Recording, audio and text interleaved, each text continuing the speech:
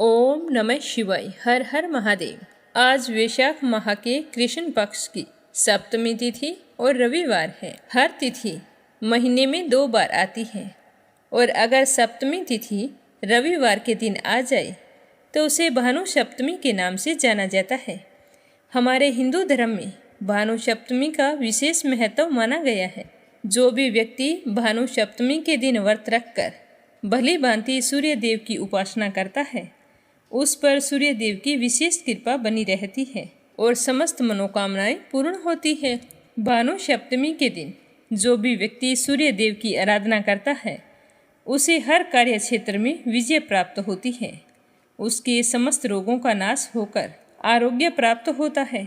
नवग्रहों में सूर्य देव को ही प्रथम स्थान प्राप्त है और सूर्य देव हमारे प्रत्यक्ष देवता हैं, जिसे हम रोजाना अच्छे से देख सकते हैं। जो भी व्यक्ति इस दिन व्रत रखता है, उस पर सूर्य देव की कृपा से किसी दूसरे ग्रह का दुष्प्रभाव उस पर नहीं पड़ता है।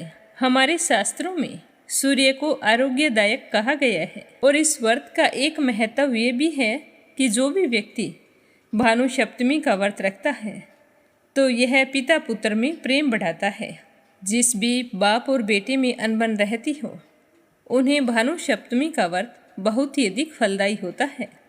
इस व्रत को पूर्ण श्रद्धा तथा विश्वास से रखने से इसका पूरा लाभ प्राप्त होता है।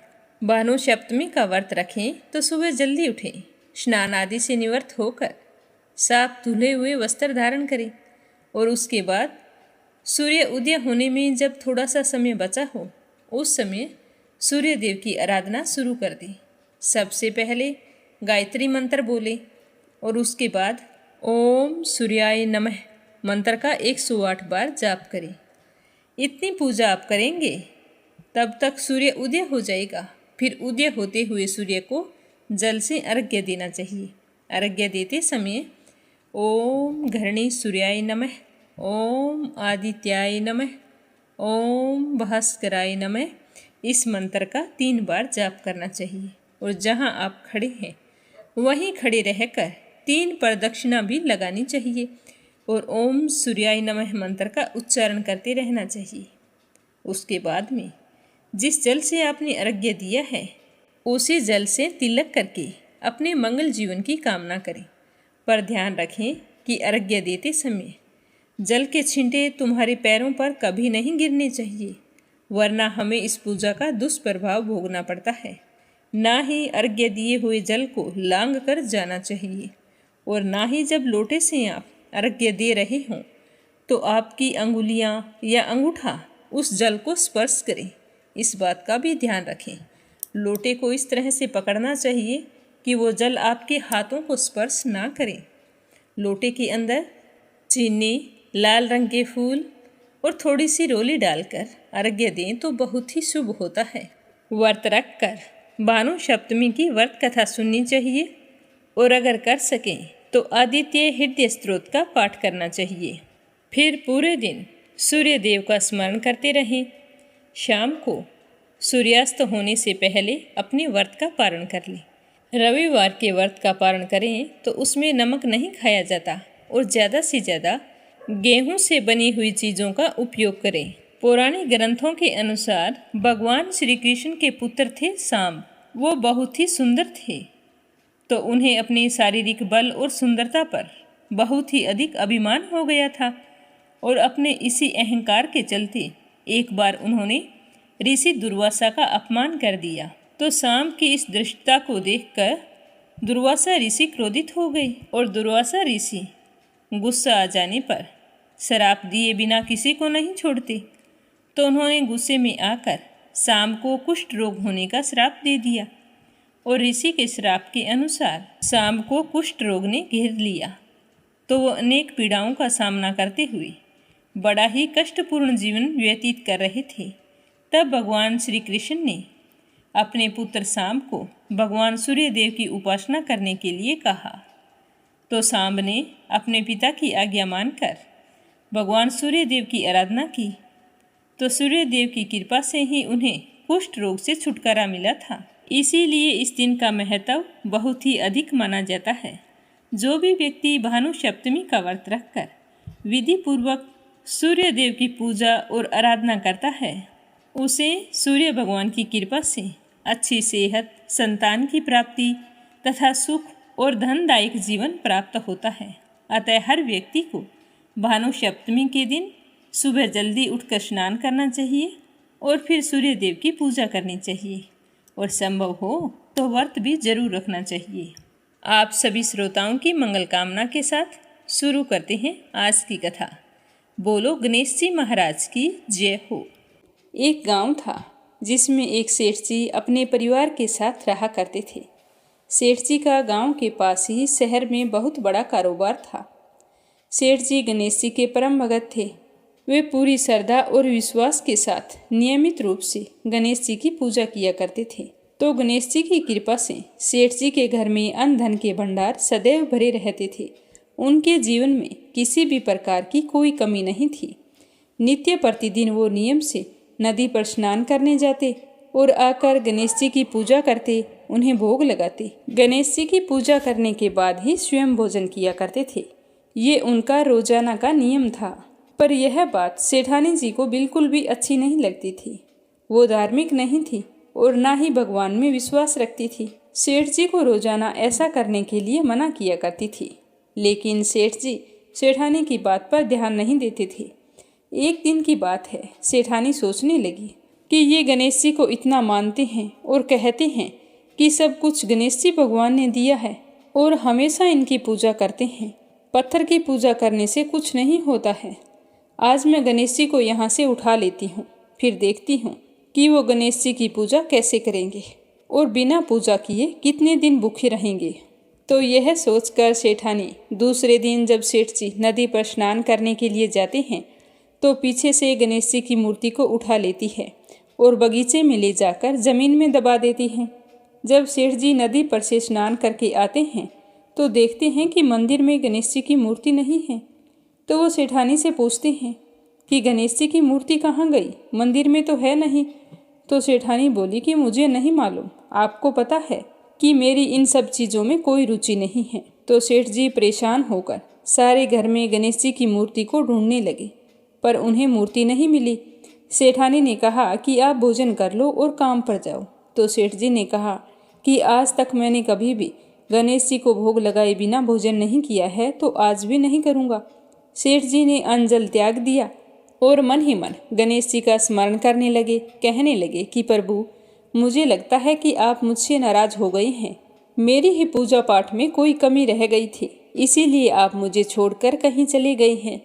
हे भगवान, अगर मुझसे कोई गलती हो गई हो तो मुझे माफ़ करो और अपनी कृपा दृष्टि मुझ पर बरसाओ और मुझे दर्शन दो। सेठ जी ने पूरा प्रण कर रखा था कि जब तक मुझे गणेश जी दर्शन नहीं देंगे तब तक मैं अन्न जल ग्रहण नहीं करूँगा। तो इसी तरह पूरा दिन निकल गया। रात्रि में सेठ जी गणेश जी का स्मरण करते हुए सो गए।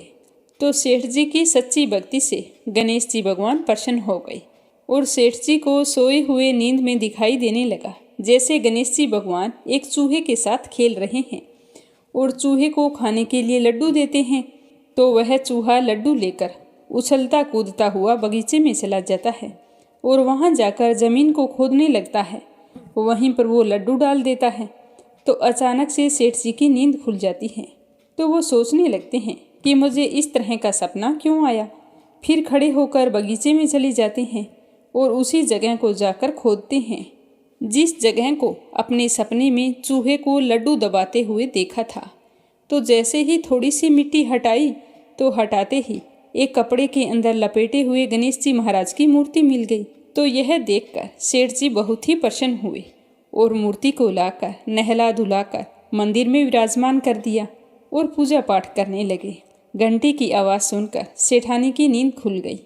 तो वह उठकर आई कि सेठ जी को क्या हो गया है जो इस तरह रात में ही घंटी बजा रहे हैं। तो सेठानी उठकर मंदिर में आकर देखती है तो गणेश जी की मूर्ति वहाँ पर विराजमान थी और सेठ जी पूजा पाठ कर रहे थे। तो यह देखकर सेठानी को बड़ी ही हैरानी होती है और वह हाथ जोड़कर सेठ जी से माफ़ी मांगती है और गणेश जी को छिपाने वाली सारी बात सेठ जी को बता देती है। तो सेठ जी कहते हैं कि अब तो तुम्हें विश्वास हो गया होगा कि यह सब कुछ गणेश जी भगवान ने दिया है, तो सेठानी शर्मिंदा होते हुए कहती है कि मुझसे बहुत बड़ी गलती हो गई। आज के बाद मैं भी तुम्हारे साथ रोजाना नियम से गणेश जी भगवान की पूजा किया करूंगी। उसी दिन से सेठ और सेठानी प्रेम पूर्वक पूरे श्रद्धा भाव से गणेश जी भगवान की पूजा करने लगे। हे गणेश जी भगवान, जैसे आपने अपना आशीर्वाद सेठ जी पर बनाए रखा, उसी तरह सभी पर बनाए रखना। जो भी आपकी पूजा पाठ करके इस कथा को सुने, उसकी सारी मनोकामनाएं पूर्ण करना। बोलो गणेश जी भगवान की जय हो। अब पहले अपने एक कहानी सुनेंगे भानु सप्तमी की। भानु सप्तमी का पर्व भगवान सूर्य देव को समर्पित है। इस दिन जो लोग पूर्ण विधि विधान से सूर्य भगवान की पूजा करते हैं, भानु सप्तमी की कथा कहते हैं, सुनते हैं या सुनाते हैं, उनकी सभी मनोकामनाएं पूर्ण होती हैं। इससे पहले आप सभी से मेरा निवेदन है कि आप मीरा भक्ति स्टोरी चैनल को सब्सक्राइब जरूर करें। बोलो सूर्य भगवान की जय हो। भानु सप्तमी की व्रत कथा के अनुसार प्राचीन काल में इंदुमती नाम की एक वेश्या हुआ करती थी। उसने अपना पूरा जीवन इसी वेश्यावृत्ति में गुजार दिया। इंदुमती ने अपने जीवन में कभी भी कोई धार्मिक कार्य या फिर कोई पुण्य का काम नहीं किया था।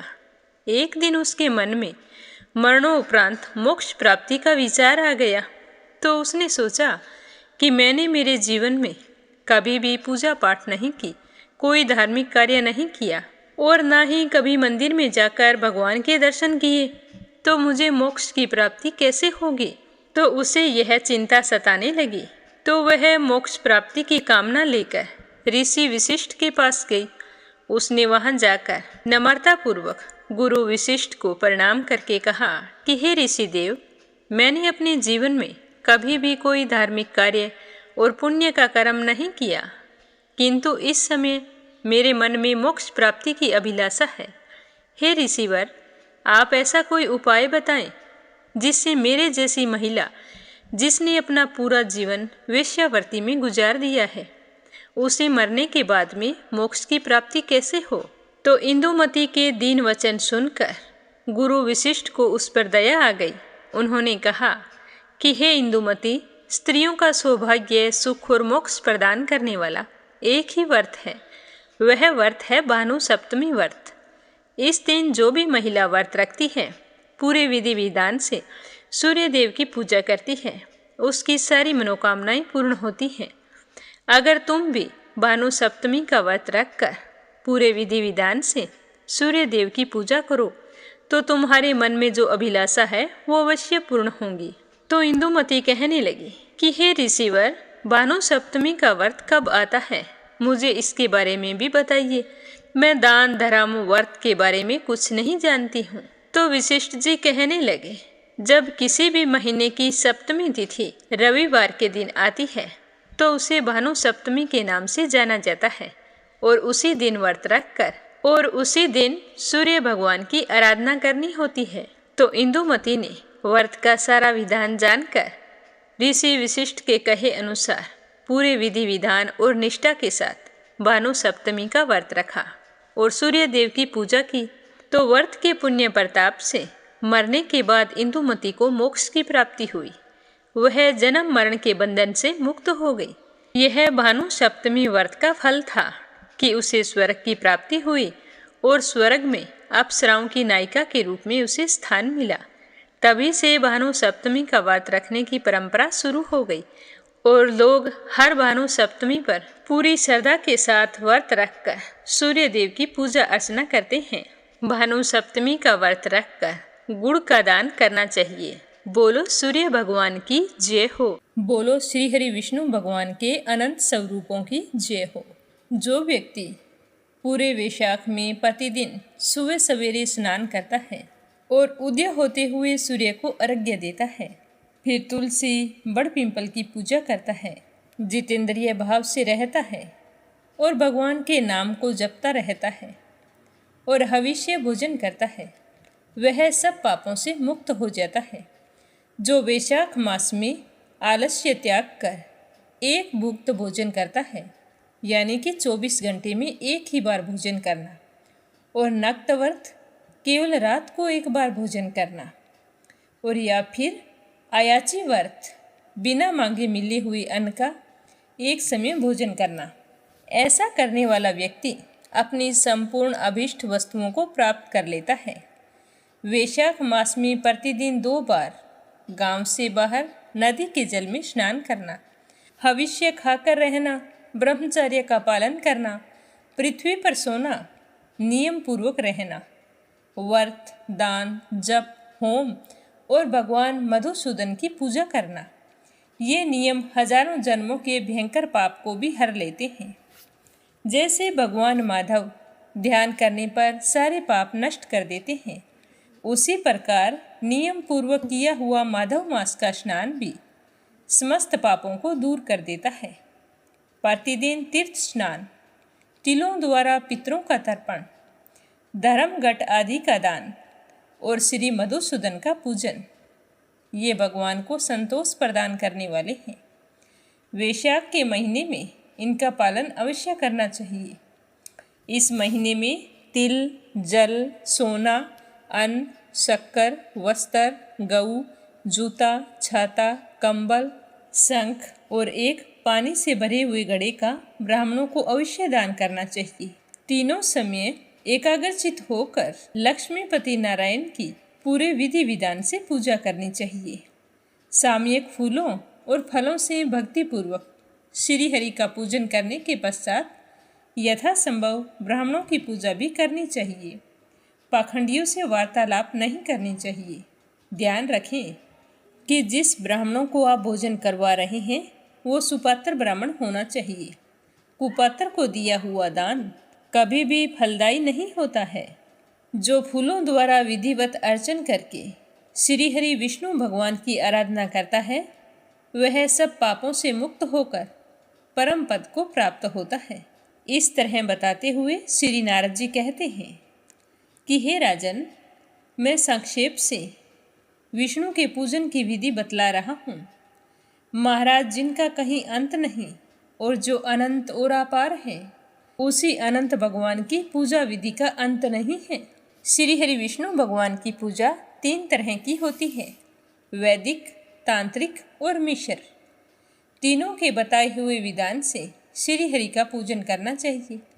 वैदिक और मिश्र पूजन की विधि ब्राह्मण आदि तीनों वर्णों के लिए बताई गई है, किंतु तांत्रिक पूजन विष्णु भक्त शूद्र के लिए ही होती है। साधक पुरुष को उचित है कि वह शास्त्रोक्त विधि का ज्ञान प्राप्त करके एकाग्रचित होकर ब्रह्मचर्य का पालन करते हुए श्री हरि विष्णु की विधिवत पूजा अर्चना करे। भगवान की प्रतिमा 8 प्रकार की मानी गई है।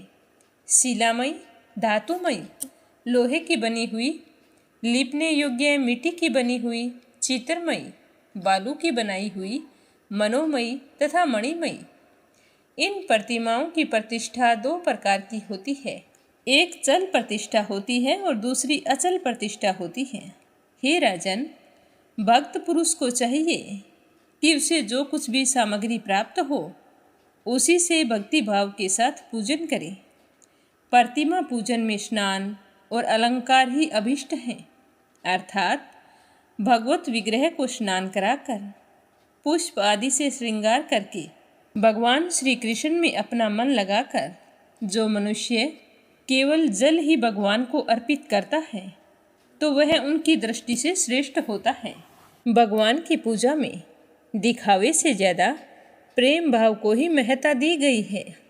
भगवान की दृष्टि में प्रेम भाव से जल अर्पित करने वाला व्यक्ति ही श्रेष्ठ है। अगर वह व्यक्ति गंध, धूप, पुष्प, दीप और अन्न आदि से नैवेद्य अर्पण करे तो कहना ही क्या है। पवित्रता पूर्वक पूजन की सारी सामग्री एकत्रित करके पूर्वक कुशों का आसन बिछाकर उस पर बैठे पूजन करने वाले का मुख उत्तर दिशा की ओर होना चाहिए और प्रतिमा का अपने सामने होना चाहिए और उसके बाद अर्घ्य, स्नान तथा अरण आदि उपचारों की व्यवस्था करें। ये सब करने के बाद कर्णिका और केसर से सुशोभित अष्टदल कमल बनावें और उसके ऊपर श्री हरि के लिए आसन रखें। चंदन, उसीर, कपूर तथा अर्गजा से सुवासित जल के द्वारा मंत्र बोलते हुए श्री हरि विष्णु को स्नान करवावें। संभव हो तो प्रतिदिन इसी तरह पूजा अर्चना करनी चाहिए। स्वर्ण धर्म नामक अनुवाक, महापुरुष विद्या, सहस्त्र शीर्षा आदि पुरुष सूक्त तथा साम वेदोक्त निरंजना आदि मंत्रों द्वारा प्रेम पूर्वक भगवान का यथा योग्य श्रृंगार करें। पुजारी श्रद्धा पूर्वक पापाध्याय, आचमनीय, गंध, पुष्प, अक्षत तथा धूप आदि उपहार अर्पण करें। उसके बाद गुड़, खीर, घी, पूरी, मालपुआ, लड्डू, दूध और दही आदि नाना प्रकार के नैवेद्य निवेदन करें। जब व्रत पर्व और त्योहार हो तो अंगराग लगाएं, दर्पण दिखाएं, दंत धावन कराएं, अभिषेक कराएं और अन्न से बने हुए पदार्थों का भोग लगाएं। कीर्तन करते हुए नृत्य करें, गीत गान करें। इस तरह की सारी सेवाएं करते हुए श्री हरि विष्णु की पूजा करनी चाहिए। अगर संभव हो तो प्रतिदिन व्यक्ति इसी तरह भगवान की पूजा अर्चना कर सकता है और नहीं तो अपनी सामर्थ्य के अनुसार कर सकता है। पूजन करने के पश्चात श्री हरि विष्णु का ध्यान करें। भगवान श्री विष्णु का श्री विग्रह श्याम वर्ण एवं तपाए हुए जांबूनंद नामक स्वर्ण के समान तेजस्वी है। भगवान के शंख, चक्र, गदा और पद्म से सुशोभित 4 भुजाएं हैं। उनकी आकृति शांत है। उनका वस्त्र कमल केसर के समान पीले रंग का है। वे मस्तक पर किरीट, दोनों हाथों में कड़े, गले में यज्ञोपवीत तथा अंगुलियों में अंगूठी धारण किए हुए हैं। उनके वक्ष स्थल में श्री वत्स का चिन्ह है। कौस्तुभ मणि उनकी शोभा बढ़ाता है तथा वे वनमाला धारण किए हुए हैं। और फिर इस प्रकार मन में ध्यान करते हुए पूजा समाप्त करके घी में डुबोई हुई समिधाओं तथा हविष्य द्वारा अग्नि में हवन करें।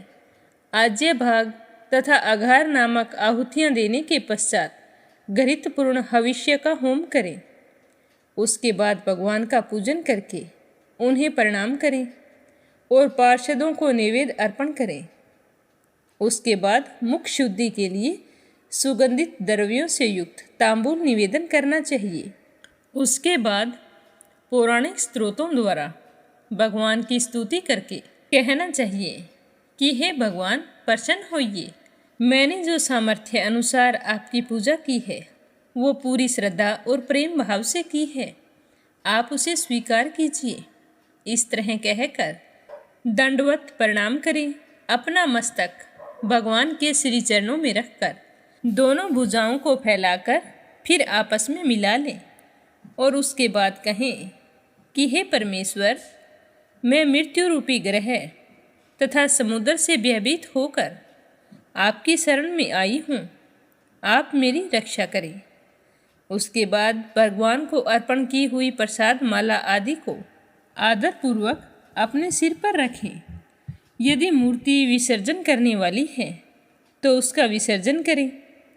ईश्वरीय ज्योति को आत्म ज्योति में स्थापित कर ले।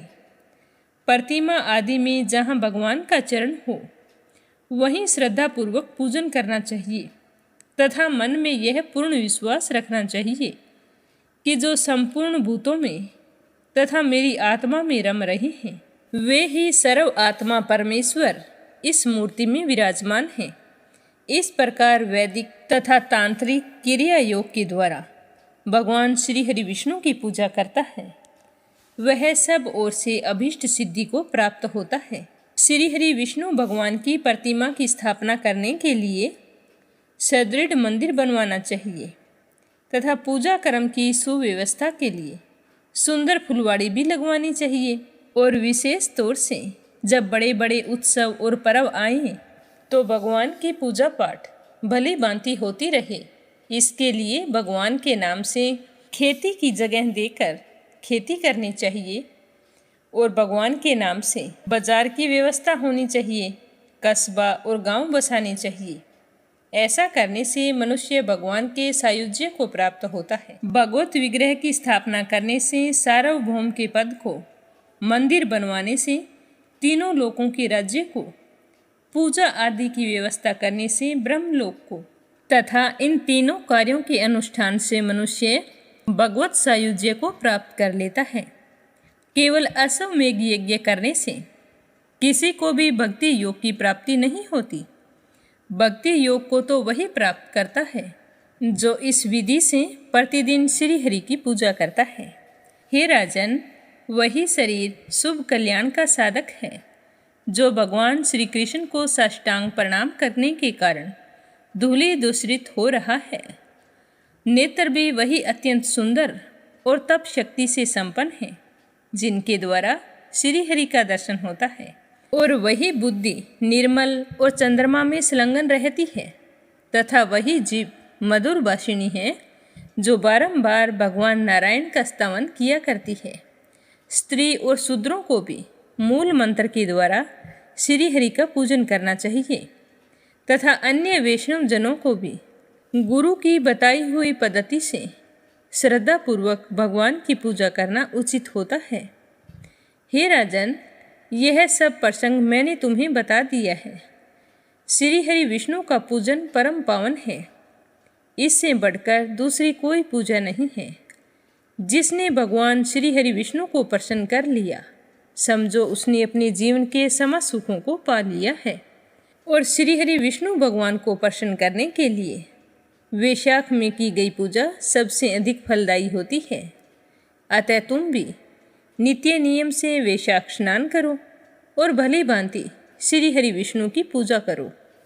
तो वैशाख माह का महत्व और फल जानकर राजा अम्बरीश बड़े ही प्रसन्न हुए। इस तरह बताते हुए सूत जी कहते हैं कि महर्षि गण इस प्रकार पत्नी सहित मंत्रवेता महाराज अम्बरीश को उपदेश दिया, जिसे सुनकर राजा अम्बरीश कृतार्थ हो गए। और फिर उन्होंने भली भांति देवऋषि नारद का पूजन किया, जिसे देवऋषि नारद बहुत ही प्रसन्न हुए और फिर राजा अम्बरीश से विदा लेकर वैशाख के महीने में गंगा स्नान के लिए चले गए। पूरे लोक में जिनका पावन सुयश फैला था, उन राजा अम्बरीश ने भी देवऋषि नारद जी के द्वारा बताई हुई वैशाख मास की विधि का पूरे विधि विधान से पालन किया। अपनी पुण्य बुद्धि से अपनी पत्नी को साथ लेकर वैशाख स्नान किया और वैशाख के सारे नियमों का पालन करते हुए श्री हरि विष्णु का पूजन किया। तो सूत जी के मुखारबिंद से यह सब कुछ सुनकर ऋषियों ने कहा कि हे सूत जी, आपके उत्तम वचन अमृतों का पान करते हुए हमें तृप्ति नहीं हो रही है। इस विषय के बारे में हमें और भी विस्तार से बताइए। तो ऋषियों की जिज्ञासा जानकर सूत जी बहुत ही प्रसन्न हुए और कहने लगे कि तुम्हारी अभिलाषा को देखकर मुझे अति प्रसन्नता हो रही है। अब मैं तुम्हें एक प्राचीन इतिहास बताता हूँ, जिसमें एक ब्राह्मण और महात्मा धर्मराज का संवाद है। इसे तुम ध्यानपूर्वक सुनना। तो यह अपने सुनेंगे कल के अध्याय में। प्रेम भाव से कहिए श्री हरि विष्णु भगवान के अनंत स्वरूपों की जय हो। अगली कहानी आज अपने सुनेंगे एक कंजूस आदमी की, जिसकी कंजूसी के आगे भगवान भी हार गए। एक समय की बात है, एक बहुत ही कंजूस व्यक्ति रहता था। उस व्यक्ति का नाम था दानचंद। उसके पास धन तो बहुत था, परंतु उसने कभी किसी को दान नहीं किया था। उसने प्रण ले रखा था कि मैं मेरे जीवन में किसी को कुछ भी दान नहीं करूँगा। उसके घर से कुछ 1 किलोमीटर दूर पर गंगा नदी बहती थी, परंतु वह कभी भी गंगा नदी में स्नान करने नहीं गया, क्योंकि गंगा स्नान करने के बाद में पंडित पुजारियों को कुछ दान दक्षिणा देनी होती है, तो गंगा स्नान के बाद में दान करना पड़ेगा। इसी डर से वह कभी भी गंगा स्नान करने नहीं गया। उसकी पत्नी हमेशा कहती कि स्वामी, हमारे पास इतना धन है, हमें दान पुण्य करना चाहिए, धन का कुछ हिस्सा धर्म के कार्यों में लगाना चाहिए। परंतु उस पर इस बातों का बिल्कुल भी असर नहीं होता। वह कहता कि इतना बहुत सारा धन कहाँ है हमारे पास, अगर कमाई का कोई छोटा सा हिस्सा दान भी कर दिया तो उससे क्या होने वाला है। तो अपने पति की कंजूसी देखकर उसकी पत्नी बहुत ही निराश हो जाती। ऐसा करते करते समय बीतता गया। एक दिन उस कंजूस की पत्नी कहने लगी कि स्वामी, अब तो हमारा बुढ़ापा आ गया है, अब तो हमें कुछ न कुछ दान करना चाहिए। अब हम इस दुनिया से चले जाएंगे तो सब कुछ पीछे ही रह जाएगा। मैं आपको कितना समझाती हूँ, पर आप पर कोई असर ही नहीं होता। ज़्यादा नहीं कर सकते तो कम से कम एक बार जाकर गंगा स्नान तो कराओ। तो पत्नी की बात सुनकर वह गंगा स्नान करने के लिए चला गया। गंगा नदी उसके घर से 12 किलोमीटर की दूरी पर थी। रास्ते में कहीं पर पैसा खर्च ना हो जाए, इसीलिए वह 12 किलोमीटर तक पैदल ही चला। जब वह दानचंद कंजूस गंगा नदी के किनारे पहुंचा तो उसको लगा कि घाट पर जाएंगे तो पंडित दान दक्षिणा मांगेंगे, इसीलिए वह स्नान करने के लिए मुर्दा घाट पर चला गया। मुर्दा घाट बिल्कुल सुनसान था। उसने इधर उधर देखा, दूर दूर तक कोई भी दिखाई नहीं दिया। उसने जल्दी से गंगा जी में एक डुबकी लगाई। भगवान जो घट घट के वासी हैं, वो तो उसे यह सब कुछ करता हुआ देख रहे थे। तो भगवान सोचने लगे कि क्यों ना इसकी परीक्षा ली जाए। तो भगवान ने एक पंडित का रूप धारण किया और वहां पर खड़े हो गए। जैसे ही दानचंद डुबकी लगाकर बाहर निकला तो पंडित रूपी भगवान बोले कि यजमान की जय हो। तो पंडित को देखते ही दानचंद तो कांप गया और बोला कि हद हो गई, यह पंडित तो मुर्दा घाट पर भी चला आया। तो पंडित बने भगवान कहने लगे कि मैं तो एक संतोषी ब्राह्मण हूँ और एकांत में यहाँ मुर्दा घाट पर ही पड़ा रहता हूँ। यहाँ पर कभी कभार आप जैसा कोई यजमान आ जाता है और मेरे साल भर का इंतजाम एक ही दिन में कर देता है। आज आप आए हैं तो आपको मेरे 1 वर्ष का इंतजाम करना है। तो दानचंद कहने लगा कि पंडित जी, मैं इतना दान नहीं कर सकता। तो दानचंद की बात सुनकर पंडित बोला कि ये बात तो आपने बिल्कुल सही की है। अपनी श्रद्धा हो उसी के अनुसार दान किया जाता है, इसीलिए आप ऐसा करो, 6 महीनों का इंतजाम कर दो। तो दानचंद कहने लगा कि मैं 6 महीनों का इंतजाम भी नहीं कर सकता। तो पंडित ने कहा 3 महीने का कर दो। दानचंद बोला नहीं नहीं, मैं 3 महीने का भी नहीं कर सकता। तो पंडित जी ने कहा तो 1 महीने का कर दो। तो दानचंद कहने लगा मैं 1 महीने का क्या, मैं तो 1 दिन का भी नहीं कर सकता। आप मुझसे बार बार क्यों पूछ रहे हैं। तो पंडित ने कहा कि आपको कुछ ना कुछ तो दान करना ही पड़ेगा, नहीं तो हम आपको जल से बाहर नहीं निकलने देंगे। थक हार कर दानचंद बोला कि 1 आने का दान करूंगा, वह भी उधार। मेरे पास अभी कुछ नहीं है, इसीलिए मेरे घर आकर तुम 1 आना ले आना। तो पंडित जी कहने लगे कि तुम्हारा विश्वास कैसे करूं कि घर पर आने पर आप मुझे 1 आना दे दोगे। पहले संकल्प करो कि मैं तुम्हारे घर आऊं तो तुम मुझे 1 आना दे दोगे। तो दानचंद सोचने लगा कि मेरा घर तो यहाँ से 12 किलोमीटर दूर है, यह पंडित 1 आने के लिए इतनी दूर थोड़ी आएगा। यह सोचकर दानचंद ने संकल्प किया और अपने घर आ गया। घर पहुँचते पहुँचते शाम हो गई। इतनी दूर से चलकर आया था, इसीलिए वह थक गया। जैसे ही वह नहा धोकर भोजन करने के बाद में सोने के लिए जा रहा था, तभी उसके दरवाजे पर उस पंडित ने दस्तक दी। पंडित बोले कि यजमान की जय हो। तो दानचंद की पत्नी ने दरवाजा खोला तो पंडित जी कहने लगे कि आपके पति गंगा स्नान करके आए हैं और मुझे 1 आना देने का संकल्प करके आई हैं। वो मुझे 1 आना दान में देंगे, जाओ उन्हें बाहर भेजो। तो दानचंद की पत्नी चुपचाप अंदर आ गई। आकर अपने पति से पूछने लगी कि स्वामी, आप गंगा स्नान करने गए थे, वहाँ पर किसी पंडित को 1 आना दान करने का संकल्प करके आए हो। तो दानचंद कहने लगा कि हाँ, मैंने एक पंडित को 1 आना देने का संकल्प लिया है। तो उस कंजूस पति की बात सुनकर उसकी पत्नी कहने लगी कि स्वामी, वह पंडित जी अपना 1 आना लेने के लिए दरवाजे पर आए हुए हैं। तो दानचंद सोचने लगा कि वो पंडित 1 आने के लिए इतनी दूर से आ गया, पर मैं तो 1 आना नहीं देने वाला। तो वह अपनी पत्नी से कहने लगा कि तुम जाओ, कह दो कि यजमान तो बीमार हैं, इतनी दूर पैदल गए थे, पैदल आए हैं, तो उनकी तो तबीयत खराब हो गई है, इसीलिए तुम ऐसा करना कि 3-4 दिन बाद आए। तो उसकी पत्नी कहने लगी कि स्वामी, 1 आने की तो बात है, दे क्यों नहीं देते। तो उसका कंजूस पति दानचंद कहने वाला कि मैं किसी को कुछ नहीं देने वाला, तुम जाकर उससे कह दो कि यजमान बीमार है, कुछ दिनों बाद आना। तो पत्नी ने दुखी जैसा मुंह बनाया और पंडित जी से कहने लगी कि महाराज, मेरे पति आज इतनी दूर से पैदल चलकर आए हैं, इसीलिए वो बहुत थक गए हैं और बीमार भी हैं, इसीलिए आप 3-4 दिन बाद आना। तो पंडित बोला, धन मिले या ना मिले, लेकिन वे हमारे यजमान हैं। यजमान बीमार है और पंडित चला जाए, ऐसा नहीं हो सकता। जब तक वो स्वस्थ नहीं हो जाते तब तक हम यहीं रहेंगे। हमारे यहाँ रहने खाने का इंतज़ाम कर दो। हम यहीं पर प्रसाद बनाएंगे, यहीं पर भजन करेंगे और यहीं पर प्रसाद ग्रहण करेंगे। तो पंडित की बात सुनकर दानचंद की पत्नी अंदर गई और अपने पति को सारी बात बताई कि वह पंडित बोल रहा है कि जब तक आप ठीक नहीं हो जाते वो तो यहीं पर रहेगा। अगर वो यहीं पर रुक गया तो तुम तबीयत खराब होने का बहाना कितने दिनों तक बनाओगे?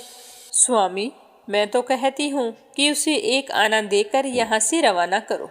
तो दानचंद बोला कि 1 आना क्या ऐसे ही आता है? मैं उस पंडित को कुछ नहीं देने वाला। तुम जाकर उस पंडित से कह दो कि यजमान तो मर गया है। दानचंद को योग का अभ्यास था, इसीलिए वह सांस रोककर पड़ गया। पत्नी रोती हुई बाहर गई और उसने रो रो कर पंडित से कहा कि मेरे पति देव तो मर गए हैं, अब तुम यहाँ से चले जाओ। तो पंडित जी कहने लगे, अरे राम राम, हमारे यजमान की मृत्यु हो गई है और हम यहाँ से चले जाएं, ये कैसे हो सकता है? मैं तो उनका अंतिम संस्कार कराकर ही जाऊंगा, पहले नहीं जा सकता। हमारे यजमान हैं। तुम औरत जात कहाँ कहाँ भटकती फिरोगी। हम सारे गांव में यजमान की मृत्यु की खबर कर देते हैं, फिर उनका अंतिम संस्कार करके हम चले जाएंगे। तो यह कहकर पंडित जी ने सारे गांव में कंजूस दानचंद के मरने की खबर फैला दी। सारा गांव वहां पर इकट्ठा हो गया, लेकिन दानचंद ऐसा विचित्र आदमी 1 आना बचाने के लिए सांस रोके पड़ा था। गांव के लोगों ने दानचंद को मुर्दा समझकर बांध लिया। अब उसकी पत्नी जोर जोर से रोने लगी और रो रो कर बोली कि ये मरे नहीं हैं। गांव वाले बोले कि बहन, यह तो तुम्हारा मुंह बोल रहा है, जो होना था वो हो गया है, जो आया है उसे एक दिन जाना ही पड़ता है, इसीलिए तुम धीरज रखो। तो पत्नी कहने लगी कि किस बात का धीरज रखूं, ये सच में नहीं मरे हैं। तो गांव वालों ने उसकी बात नहीं सुनी। सारे कहने लगे कि अचानक से दानचंद की मृत्यु हो गई है। तो इनकी पत्नी को यह बात बर्दाश्त नहीं हुई और वो सदमे में आ गई है। तो उसे दिलासा बंधाते रहे और उसके पति को अर्थी पर बांधकर अंतिम संस्कार के लिए ले गई। पत्नी बेचारी रोती ही रह गई, लेकिन वह विचित्र आदमी इतना सब कुछ होने के बाद भी सांस रोके पड़ा था। गांव वालों के साथ साथ पंडित बने भगवान भी उनके साथ चल पड़े। भगवान ने सोचा कि हद हो गई, हम कहीं नहीं हारे, पर आज तो इस दानचंद ने हमें हरा दिया है। ऐसा विचित्र आदमी आज तक हमने नहीं देखा। 1 आना बचाने के लिए बिना मरे ही मरे की तरह पड़ा हुआ है। इसे बिल्कुल भी डर नहीं है कि मुझे सचमुच जला दिया तो मेरा क्या होगा, ये सारा धन तो पीछे ही रहना है। भगवान इस तरह सोचते हुए जा रहे थे तो उसे लेकर सारे गांव वाले शमशान भूमि में पहुंच गए। वहां जाकर दानचंद को लकड़ियों पर रख दिया। अब केवल आग लगानी ही शेष बची थी। तो पंडित रूपी भगवान बोले कि यह हमारे यजमान थे, हम इनकी मुक्ति के लिए इनके कान में कुछ मंत्र बोलेंगे ताकि इनकी मुक्ति आसानी से हो जाए। तो भगवान उसके कान के पास मुंह लेकर गए और बोले कि मैं भगवान विष्णु, मैं बैकुंठ से तुमसे नाता जोड़ने आया हूँ। दानचंद ने जैसे ही सुना कि भगवान बोल रहे हैं तो उसने धीरे धीरे आंखें खोली, लेकिन जैसे ही उसने देखा कि यह तो वही पंडित है तो उसने फिर से आंखें बंद कर ली। भगवान बोले कि हम हार गए, हम तुमसे कुछ नहीं लेंगे, तुम ही हमसे कुछ मांग लो। तो दानचंद धीरे से बोला कि प्रभु, बस वो 1 आना छोड़ दो, हमें और कुछ नहीं चाहिए। तो पंडित रूपी भगवान बोले कि तथास्तु और चुपचाप वहां से चले गए। पंडित रूपी भगवान के चले जाने के बाद में दानचंद ने धीरे धीरे आंखें खोली और देखा कि भगवान चले गए हैं, तो वह उठकर बैठ गया। उसे इस तरह बैठा हुआ देखकर गांव वालों को बड़ी ही हैरानी हुई। कोई बोल रहा था कि दानचंद फिर से जिंदा हो गया है और कोई डर के भाग रहा था कि ये तो दानचंद का भूत है। तो दानचंद ने सभी से कहा कि रुको, ना तो मैं फिर से जिंदा हुआ हूँ और ना ही मेरा भूत बोल रहा है, तुम रुको, मेरी बात सुनो। फिर उसने गांव वालों को गंगा स्नान से लेकर मृत्यु तक की सारी बात बताई। तो सारे गांव वाले बड़े ही हैरान थे, कहने लगे कि हम रोजाना गंगा स्नान करते हैं, ना जाने कितना दान पुण्य करते हैं, फिर भी हमें आज तक भगवान के दर्शन नहीं हुए हैं। और इसने फूटी कोड़ी तक दान नहीं की, फिर भी इसे भगवान के दर्शन हो गए। वाह प्रभु, क्या लीला है आपकी। बोलो कान्हा जी की जय हो।